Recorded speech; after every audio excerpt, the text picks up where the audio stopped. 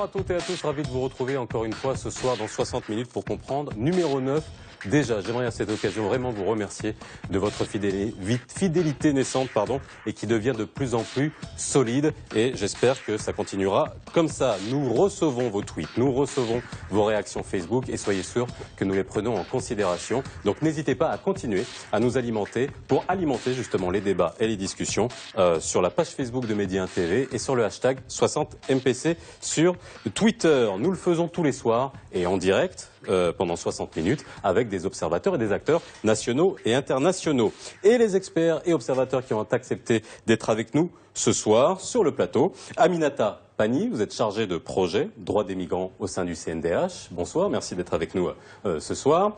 Hicham Rachidi, vous êtes secrétaire général du GADEM. Le GADEM, c'est le groupe antiraciste d'accompagnement et de défense des étrangers et des migrants. Bonsoir. Bonsoir. Constantin Ibanda, vous êtes président du Conseil des migrants subsahariens au Maroc. Et Ahmed Skim, vous êtes directeur des affaires de la migration auprès du ministère chargé des MRE et des affaires de la migration. Bonsoir. Bonsoir à tous. J'espère que cette discussion nous permettra de donner une grille de lecture à nos téléspectateurs comme tous les soirs. En septembre 2013, notre pays lançait un programme de politique migratoire inédit pour traiter la question de l'immigration illégale. Hier, mercredi, le ministre chargé des MRE et des affaires de la migration, M. Anis Birou, a présenté son rapport sur la mise en œuvre de cette stratégie. Droit d'asile, immigration régulée, intégration. Où en sommes-nous aujourd'hui? 2 ans de politique migratoire au Maroc. Quel bilan? C'est le titre de l'émission de ce soir.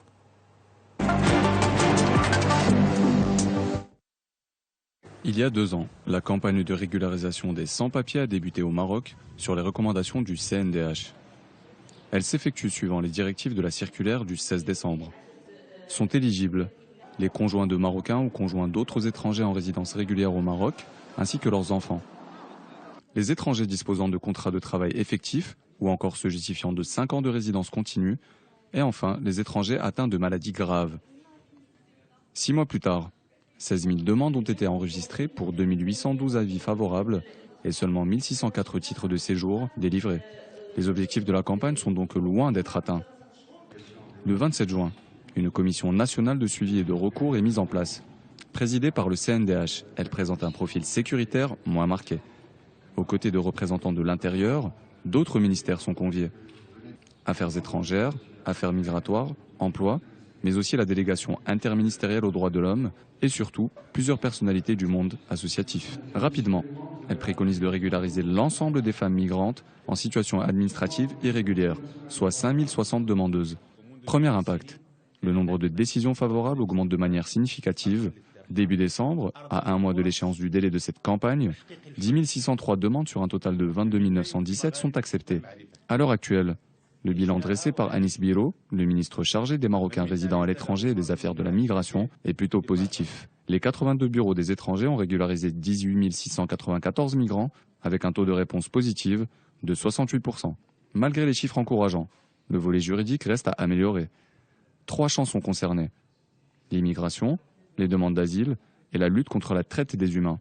Actuellement, seul un projet de loi concernant la lutte contre la traite a été présenté. Est-ce suffisant au regard de la pluralité des profils de migrants présents sur le territoire ?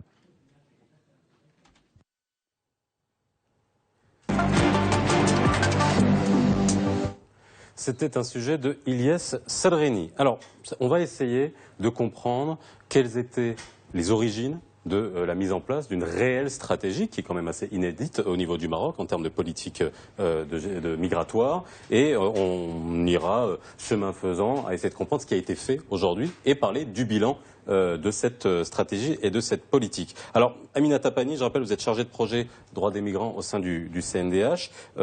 La politique a été mise en place suite à une série de recommandations qui ont été émises par le Conseil national des droits de l'homme. C'était en septembre 2013. Suite à ça, Sa Majesté le roi Mohammed VI a donné ses orientations pour qu'une politique soit mise en place. Quelles étaient les principales recommandations et constats à l'époque émises par le CNDH? Je vous remercie pour l'invitation. C'est un plaisir de participer à cette émission ce soir.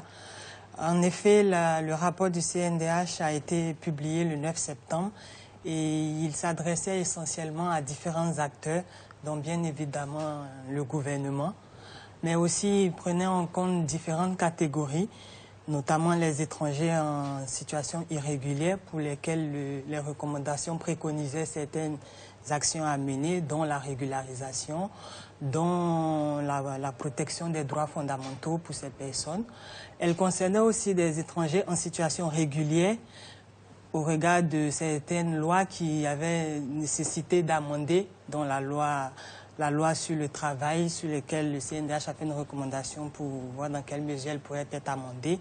Aussi la loi électorale pour être en conformité avec la Constitution, l'article 30 de la Constitution qui préconise que les étrangers en situation régulière peuvent participer aux élections locales. Donc il y avait ça pour les étrangers en situation régulière. Pour les réfugiés, les demandeurs d'asile, c'était déjà la reconnaissance de leur statut par les autorités et la mise en place d'une politique d'insertion au Maroc. Mais qu'est-ce qu'il y avait à cette époque-là? Je vous pose la question à tous. Expliquez le timing. C'était il y a 2 ans. Qu'est-ce qui a expliqué? Quel était le contexte qui a fait qu'à ce moment-là, il fallait vraiment émettre des recommandations pour qu'il y ait une politique de mise en place? Juste si vous le permettez, dans le sujet, il y avait l'idée selon laquelle le Maroc a commencé une nouvelle politique à partir de 2013. Ce n'est pas tout à fait vrai. Parce qu'il y avait une politique migratoire au Maroc depuis pratiquement 1954, mais qui était plus axée sur l'immigration de travail. À partir de 2002 et notamment... Qui était plus axée sur l'immigration? L'immigration de travail. De travail, c'est-à-dire régulière. Voilà, exactement. Voilà. C'est l'organisation du travail des étrangers ici au Maroc. Notamment les colons à l'époque avaient besoin de main-d'œuvre, notamment dans les vignes, par exemple, qui étaient un peu spécialisées, qu'ils ne trouvaient pas sur place. Et donc, ils organisaient en fait l'arrivée de travailleurs étrangers à partir de l'Europe, entre autres. À partir de 2002, lorsqu'il y avait le sommet de Séville, l'Union européenne et les États membres, ils ont préconisé un certain nombre de recommandations vis-à-vis des pays du voisinage qui, selon l'Espagne à l'époque, qui était dirigée par le Parti populaire et José María Aznar, si vous vous rappelez bien, pensaient que le Maroc ne collaborait pas assez dans la fermeture des frontières et dans la régulation des flux migratoires. Et donc, ils avaient proposé de sanctionner les pays qui ne collaboraient pas assez en bloquant l'aide au développement. Cette proposition n'est pas passée grâce notamment au veto de la France. Jacques Chirac, grand ami du Maroc, qui a bloqué cette proposition. Mais ça a poussé le Maroc à prendre un certain nombre de décisions, notamment au niveau institutionnel et juridique. Donc la loi 0203 sur le séjour des étrangers au Maroc, qui date de novembre 2013. La création au sein du ministère de l'Intérieur de la direction de la migration de contrôle des frontières. Donc c'est ce contexte-là aussi qui explique une politique qui était plus portée sur la gestion de ce qu'on appelle les flux migratoires. Et 2013, c'était un revirement de cette politique en accent plus grâce aux recommandations du Conseil national des droits de l'homme, qui a repris en partie les recommandations de la société civile, cette orientation qui a été validée par le chef de l'État. Vous parlez de timing. Ce qui est intéressant, c'est la célérité avec laquelle cette politique a été lancée. Le 9 septembre 2013, il y a eu la publication des recommandations du CNDH. 24 heures après, une réunion au cabinet royal, orientation de Sa Majesté au gouvernement, pour mettre en place une politique en immigration et en asile. Un mois après, en octobre 2013, c'est un nouveau gouvernement, remaniement ministériel, avec un département chargé de l'immigration. Au mois de novembre, Sa Majesté, dans le discours du 31e anniversaire de la Marche verte, demande au gouvernement de faire une politique migratoire globale et humaniste, surtout humaniste. Et puis, lancement de l'opération exceptionnelle de régularisation des réfugiés, élaboration d'une stratégie d'immigration. La célérité, la genèse et puis la célérité avec laquelle s'est déroulé les événements, c'est aussi remarquable. Constantin Ibanda, juste par rapport à ça, j'aimerais revenir sur cette politique avant qu'on aille en détail. On la qualifie d'inédite. C'est vrai? Cette politique est inédite dans la région pour un pays comme le Maroc? Bon, en tout cas, nous, la société civile, du point de vue, ces discours royaux, pour nous, c'était un discours salutaire. Puisque c'est depuis 2005 dans les conseils des migrants. Le conseil des migrants, je vais rappeler, c'est une association qui est née après les massacres de Ceuta de Melilla de septembre 2005. Et c'est juste après ce massacre est né le Conseil des migrants subsahariens au Maroc. Et dans nos discours, vous allez voir, dans nos manifestations, on se disait, nous voulons la régulation de tous les sans-papiers afin que nous ayons droit à certaines revendications de ce massacre. Alors, quand ce discours royal de septembre 2013 avait été annoncé, pour nous, c'était un ouf de soulagement. Donc, on attendait cela et on savait que ça pouvait porter de bons fruits. Mais jusqu'après, il y a eu des critères qui ont un peu bloqué. Alors, on va y arriver, on va lire en détail. Le caractère inédit, il est réel dans la région? C'est inédit, c'est le témoignage des organisations non gouvernementales spécialisées, des organismes internationaux qui disent que c'est une politique exceptionnelle dans la région. C'est pas pour se complimenter, mais je vous pose la question. Est-ce qu'on a... Parce que jusqu'ici, il n'y a pas de politique régionale ni internationale sur la migration. Et dans la région, c'est unique. Il n'y a pas de politique semblable, alors qu'il y a un grand flux de migration sud-sud dans le monde. Du point de vue de la société civile, nous avons été surpris par ces décisions et cette réorientation. Agréablement Surpris agréablement, bien sûr, parce que depuis la création du GADEM, mais bien avant, la société civile et aussi les migrants qui ont commencé à s'organiser à partir de 2002 ici au Maroc, ils ont appelé de leur vœu une politique publique qui n'existait pas. Les seuls acteurs, on va dire, qui étaient sur la scène, c'est les acteurs qui sont chargés de garantir la sécurité des frontières. Mais il n'y avait pas plus en termes d'intégration, en termes d'interculturalité, en termes de lutte contre la discrimination, etc. Donc cette politique a le mérite d'élargir, on va dire, au sein même de l'État, de l'administration, de l'appareil gouvernemental, les différentes institutions qui s'occupent des migrants. Et donc le prisme de la sécurité continue, on l'a vu, même au cours de cette politique à partir de 2013 et notamment en 2015, février 2015, avec la reprise des opérations d'arrestation. Mais on a constaté également que les refoulements qui étaient fréquents à la frontière algérienne, ils se sont arrêtés. On a remarqué aussi que les femmes ne sont plus arrêtées, donc reconduites. Les demandeurs d'asile sont beaucoup plus respectés, etc. Donc, le principal mérite pour nous, c'est qu'au sein même du gouvernement et de l'appareil de l'État, on a un autre son de cloche. Alors, j'ai un tweet qui est intéressant, qui illustre ça, de 6 mots. La politique migratoire du Maroc doit être à la hauteur de ses ambitions de leadership politique et économique en Afrique. On parlait du contexte, on parlait du timing. Est-ce que ça correspond? Là, on ira en détail, vraiment dans cette politique. Mais pour rester dans le contexte, est-ce que ça correspond finalement à toute la politique marocaine vis-à-vis de l'Afrique subsaharienne? En 2013, la preuve, en 2013, le Maroc, à New York, a annoncé la mise en place d'un espace de concertation en Afrique, l'Alliance africaine pour la migration et le développement. C'est un projet qui devra être concrétisé, qui a été appelé aussi encore rappelé par Sa Majesté lors du Forum mondial des droits de l'homme qui a été tenu à Marrakech. Donc ça aussi, c'est une idée du Maroc pour concrétiser ce leadership encore en France en matière de migration et de développement. Alors, le CNDH, lors des recommandations, avait demandé une vaste opération de régularisation.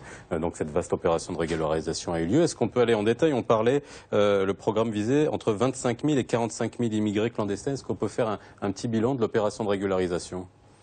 Bon, ça a été fait lors du reportage. Donc, avant l'opération, c'est difficile de faire des estimations des migrants qui séjournaient illégalement. Je rappelle qu'elle s'est achevée le 31 décembre 2014. Oui, tout à fait. Donc, de faire des estimations des étrangers résidant illégalement sur le territoire national. On disait entre 25 000 et 35 000. Et puis, l'opération s'est déroulée entre le 1er 2 janvier 2014 et le 31 décembre. Il a enregistré quelques 27 000 demandes. Et donc la régularisation de 68% de ces demandes en attendant les résultats de la Commission nationale sur le recours. Sachant les critères, la manière de déroulement, le travail de commission locale, Oui, c'est une réussite, je dirais. Alors, Aminata Pani, Voilà, votre vision sur cette opération de régularisation? Par rapport à l'opération de régularisation, sur les aspects inédits justement de cette politique migratoire, au cours de l'opération de régularisation, c'était la mobilisation aussi de tous les acteurs, quelle que soit la société civile, même les agences internationales, tout le monde a été mobilisé et le CNDH a joué un rôle d'appui à aussi un caractère inédit de certaines associations qui ont participé aux commissions locales dans le cadre du traitement des demandes de régularisation. Après, voilà, je voulais préciser que les dépôts sont terminés le 31 décembre 2015. La commission des recours a encore vocation à statuer sur le reste.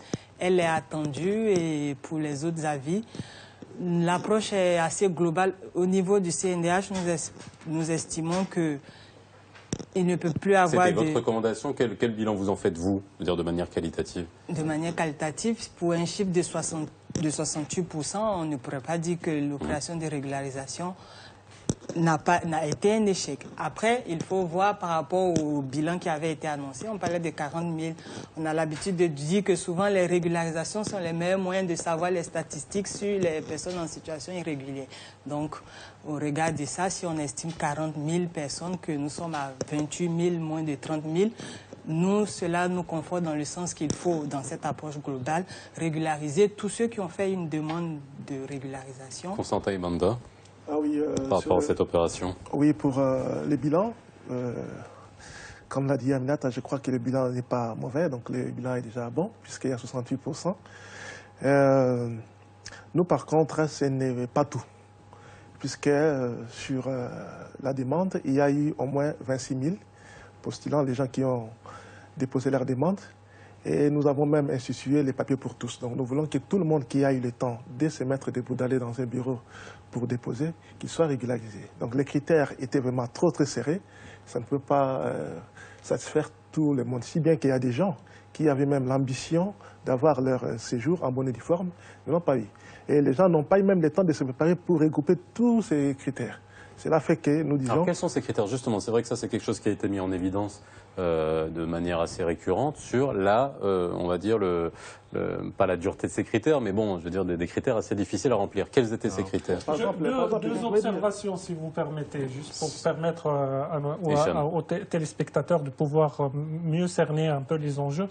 D'abord, la question de la régularisation ne doit pas occulter la stratégie de la migration et de l'asile. Voilà. Exactement. Il y a des volets qui sont en retard, notamment le volet juridique avec les lois. On va y arriver, mais vraiment, il y a sur cette opération de régularisation, parce que beaucoup de gens se posent des questions. En lien aussi avec l'opération de régularisation, c'est l'intégration économique et juridique des migrants. Il y a des obstacles aujourd'hui, il y a encore du travail à faire sur ça. La deuxième chose, la question des critères. Les critères ont été, et ça on l'avait expliqué à partir pratiquement de décembre 2013, c'est-à-dire au moment où il y a eu le premier communiqué sur la campagne de régularisation.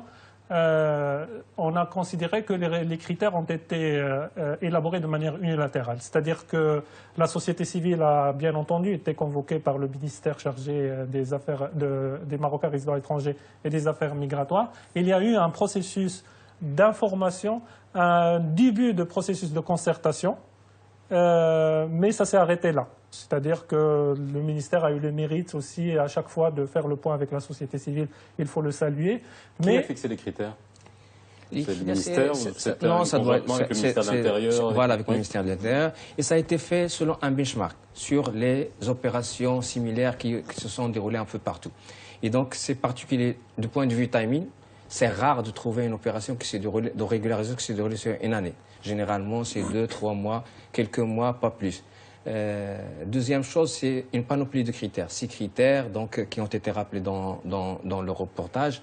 Et le plus important, c'est le justificatif du critère. C'est-à-dire, si on prend le critère sur la résidence au Maroc pendant 5 ans, comment justifier? N'importe quel justificatif pour être admis. C'est-à-dire... quittance d'électricité. Voilà, quittance d'électricité, une ordonnance d'un médecin, un virement d'argent à sa famille, n'importe quoi qui pourrait justifier que le requérant résidait au Maroc depuis 5 ans. Et puis, les autres critères, avoir un contrat de travail effectif au Maroc, être conjoint d'un ressortissant marocain, avoir des enfants ou être marié à un étranger qui réside légalement, ou avoir une maladie chronique. C'est-à-dire, le 31 décembre 2013, vous tombez malade, vous êtes sur le sol marocain, vous bénéficiez de l'opération. Si vous permettez, je vais prendre juste un exemple qui va illustrer un peu les difficultés qu'on a constatées en tant que société civile en faisant le monitoring de cette opération de régularisation sur le terrain. Quand vous voyez les chiffres de régularisation, le critère qui est en lien avec le contrat de travail, il n'y a pas eu plus de 4% qui ont été régularisés. Et pour cela, nos observations sur le terrain, c'est que les personnes qui ont présenté des documents qui justifiaient et prouvaient la relation de travail n'ont pas été acceptés par certains, je dis certains bureaux de régularisation ou bureaux d'étrangers, parce qu'on demandait la procédure ANAPEC. On s'est retrouvé, parmi nos recommandations, qu'on a transmis aussi aux responsables, notamment la direction de la migration. On peut avoir combien de bureaux 83 bureaux. 3000 cadres formés pour l'opération. C'est-à-dire administrativement, c'était prêt? Non, mais alors justement, entre ce qui a été fait et vos observations. Le travail technique et de suivi et logistique qui a été fait extraordinaire, on le reconnaît, on est les premiers à le faire.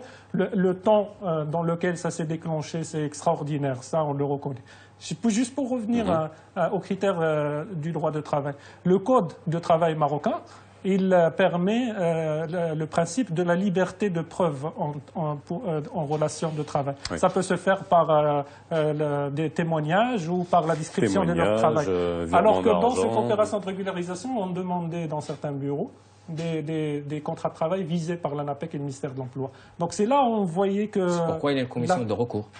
Il faut qu'ils se réunissent. Bien sûr, mais moi je reviens sur les critères des 5 ans.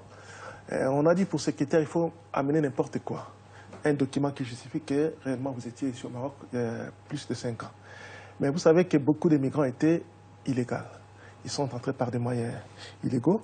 Et pour faire des transferts, ils utilisaient les passeports d'autres personnes. Donc, ces critères n'ont pas pu englober tout ce qui était des sans-papiers depuis de 5 ans. Alors, juste, c'est toute la difficulté de prouver la résidence ou la présence sur le territoire.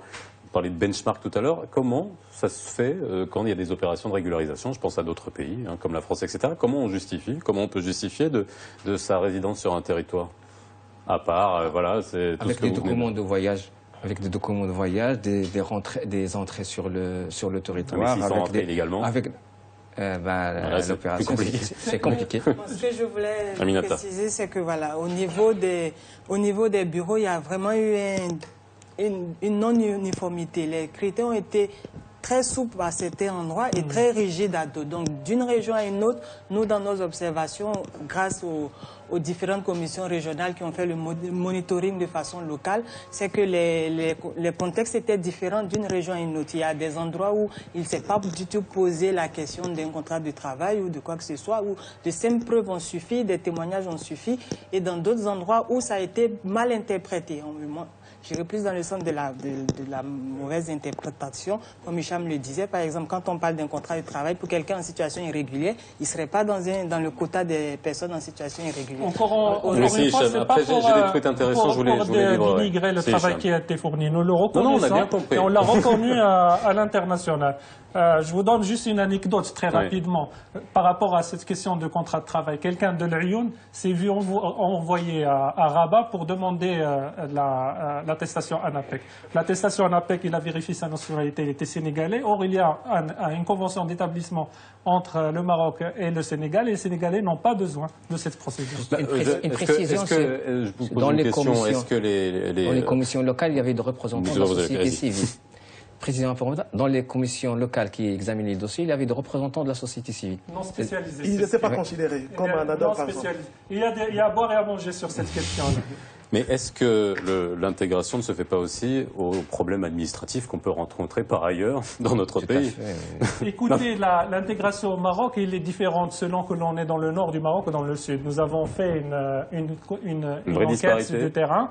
Nous avons constaté très positivement que dans le sud du Maroc, à partir d'Agadir, les migrants sont beaucoup plus accueillis de manière hospitalière que dans le nord du Maroc. Et ils ont la possibilité de travailler, par exemple, à l'Aïoun, à Dakhla, et ils ont la possibilité d'avoir accès au logement, etc.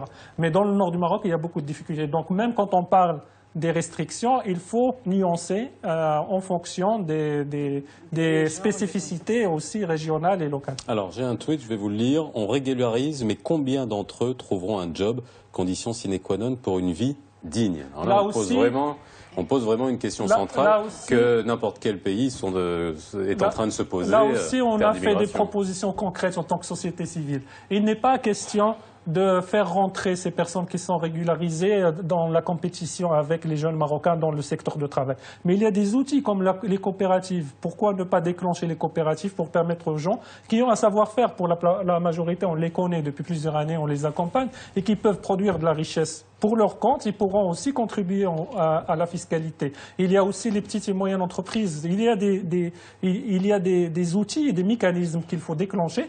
Le ministère travaille sur ça. Ils sont en train de le faire.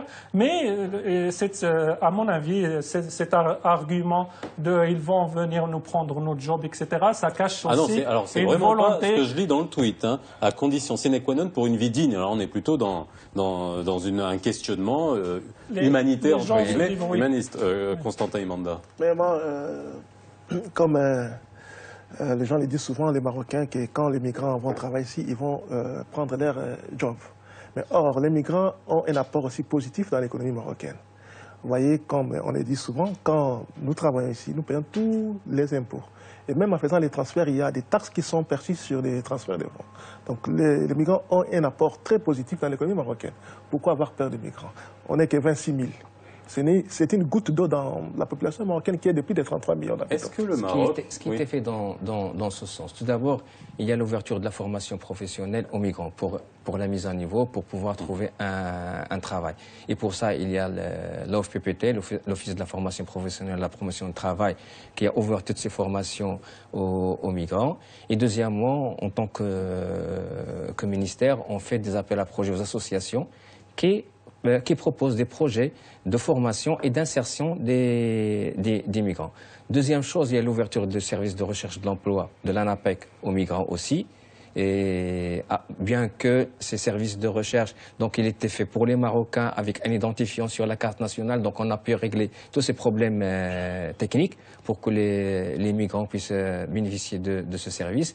Et troisièmement, sur l'emploi, il y a une dérogation pour les immigrés qui sont régularisés.